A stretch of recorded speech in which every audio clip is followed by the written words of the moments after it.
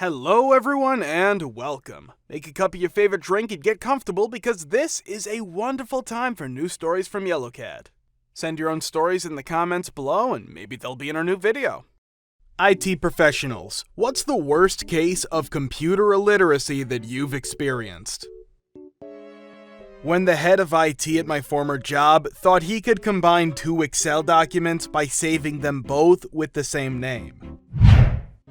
I wish I kept the picture because this was pure gold, but it was lost in an office move, so as happens. It went something like this. User: hello F-nuts, I seem to have a problem with my PC. It keeps flashing up an app error. Me: okay, could you tell me what application you were in and send me a screenshot? User: sure, I'll get onto that right away. Considering it would normally take a fair amount of time to get her off the phone, I was pleasantly surprised how cool she was.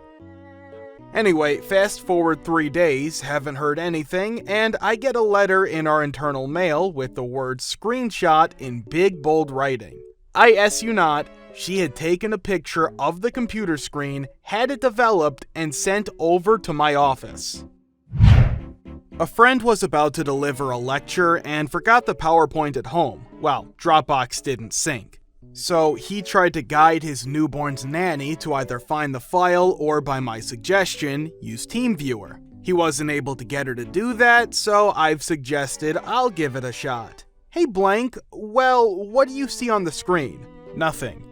Can you see the mouse cursor? When you move the mouse, do you see something that moves on the screen? I don't know.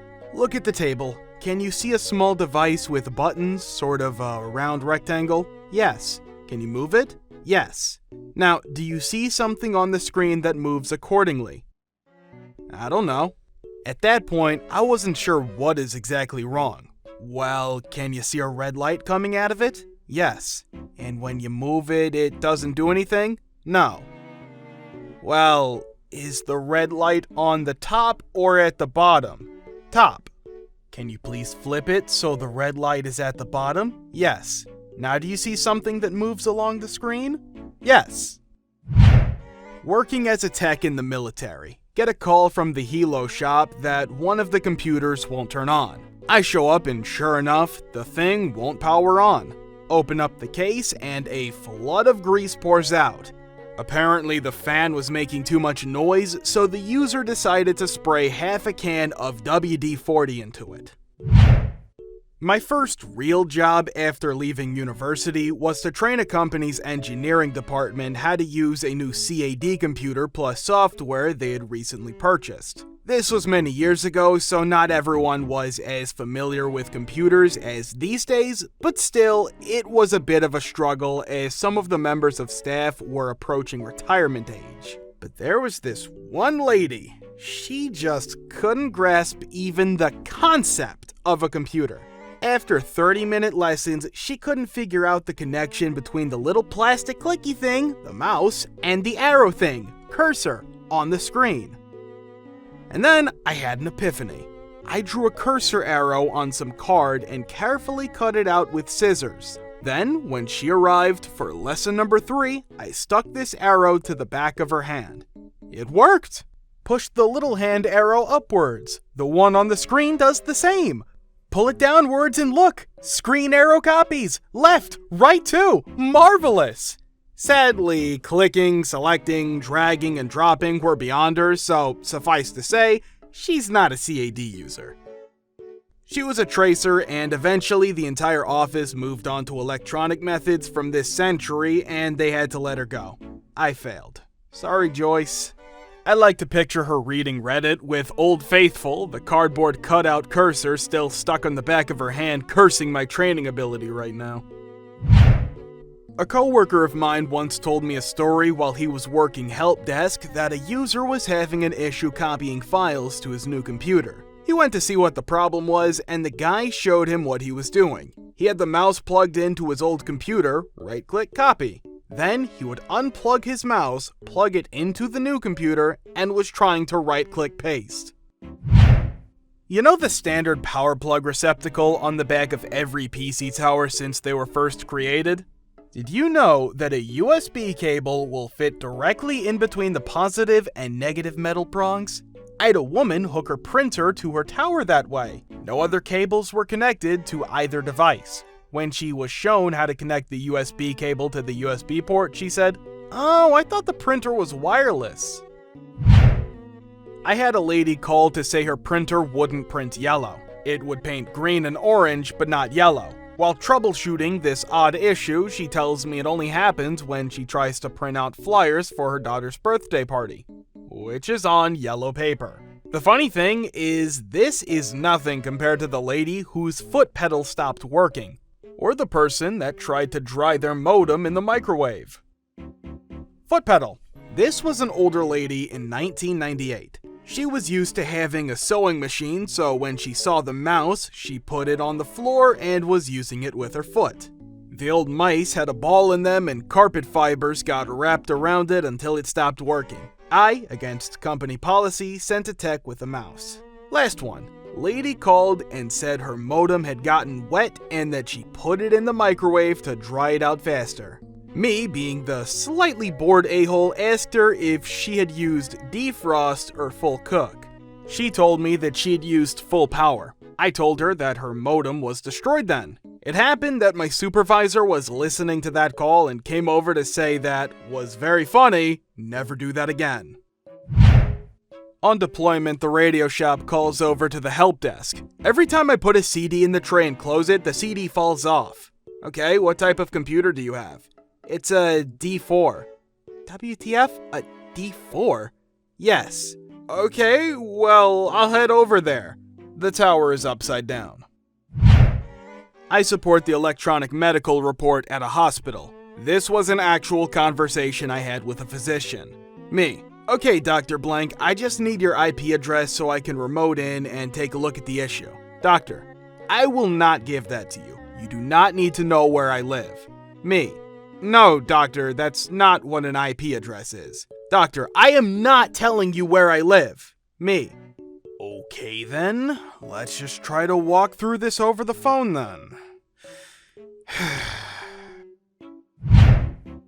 I can't find my document. Okay, where did you save it? In Word.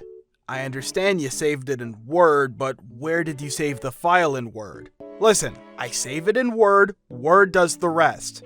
Newbie, handle this. I'm gonna hurt a wall with my head.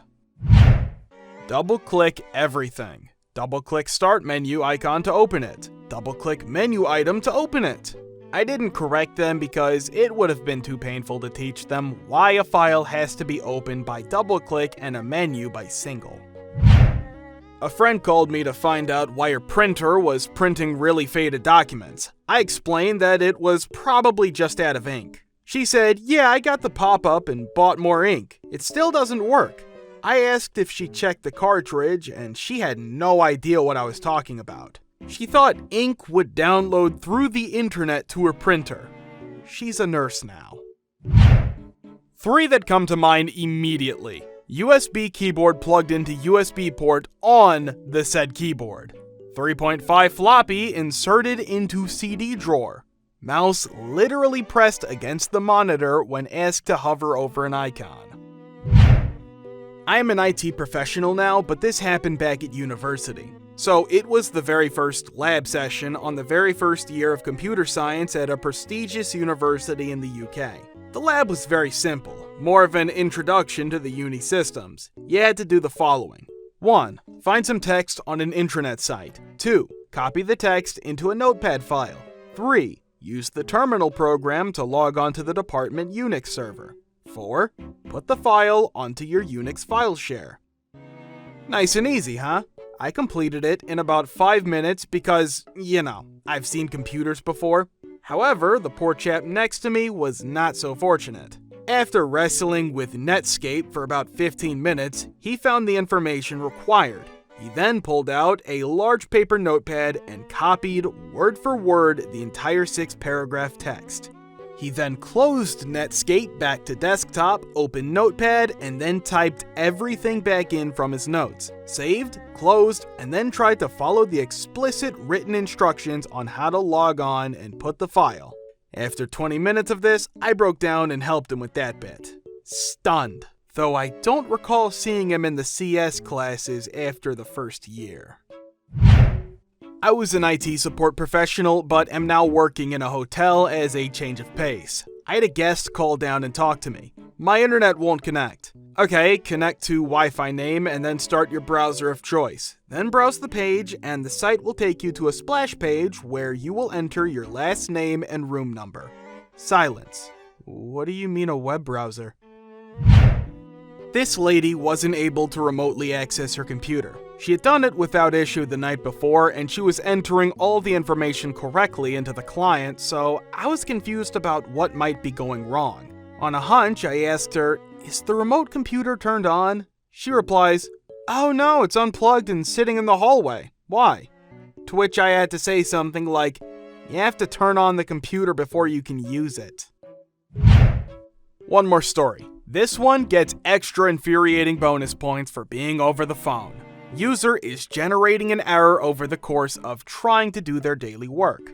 They are unable to explain this error, so my plan is to observe them via a desktop share and capture a screenshot of the message they get. Very, very standard in my company. I phone them up. You may think I'm exaggerating what happened next, but people are actually this bad. "Hello, this is Dalsegno from XYZ. I'll be working with you to clear up this issue. I've sent you a message. You should see it popping up on your desktop. I'd like you to share your desktop with me." How do I do that? Fair question. No alarm bells yet. On the top left corner of the message I sent, there's an icon of a hand holding a monitor. Just click that, then choose Share Desktop. Long silence. Did you find it? No. Okay, there are two icons on the top left corner. There is one of a hand and a rectangle. Silence. Long silence. I cringe internally. Then, finally, the invite pops up.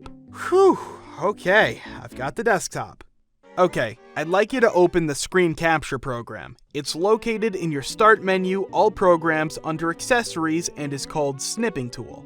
I watched the mouse circle the screen vaguely for a while. Please click the Start button. Vague mouse circling. It's the flag in a circle at the lower left corner of your screen. More mouse circling, heading in the right direction, and he hovers over it. Is that it? Yes, that's the Start button. Please click it, then click All Programs once the menu pops up. A pause. The Start menu pops up. User waits for a moment, then closes out the menu. Please click the Start button again, and then All Programs in the menu that pops up. Pause again, then click. Menu flashes up. The cursor resumes its vague circling. Do you see All Programs towards the bottom of the menu? Click that. 7-zip? No, All Programs. I see 7-zip. I'm watching your screen right now. Do you see All Programs just above the Start button?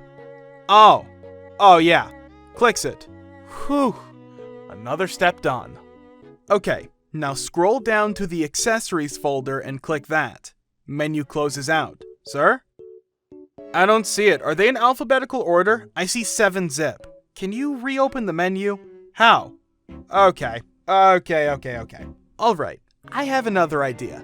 I'm going to take control of your desktop for a bit. On the very top center of your screen, please click where it says your name. A menu will pop up, just choose my name from the list and I can handle it from there. Vague mouse circling. Here we go again. It's a bar at the top center of your screen. I don't see it. Bar with your name. Top center. Starting to get annoyed now. I don't see it. There's like a border. What? Okay, I'm watching your cursor now. Please follow my instructions. Move the cursor up. Okay, a little left, up, right to the top of the screen. Okay, now move it left. Wait, a little bit more right. Okay, stop, that's it. Now click. Yes, I'm effing playing hot and cold with this guy. Oh, it says my name. Kill me. Okay, great. Please click it and then choose my name. Vague mouse circling resumes. I'm about ready to eat the phone in a fit of rage, and finally, blessedly, he manages to execute the series of 2 clicks. I grab my mouse and rush through the process of getting a D screenshot. Bing bang boom, 30 seconds and it's all over. Thanks. I'll review this and let you know what I come up with. Thank you for your time. End this session. Torture over. Oh, while you're in there, can you click one more thing for me? What? But I was free. Click one more thing. Yeah, I don't know how to close the screenshot. Should be able to close it in the same way as any other program. Yeah, can you do it? F. Thank you for watching. Guys, thank you for all the support and the likes. Subscribe to the channel if you're not subscribed yet. See you next time.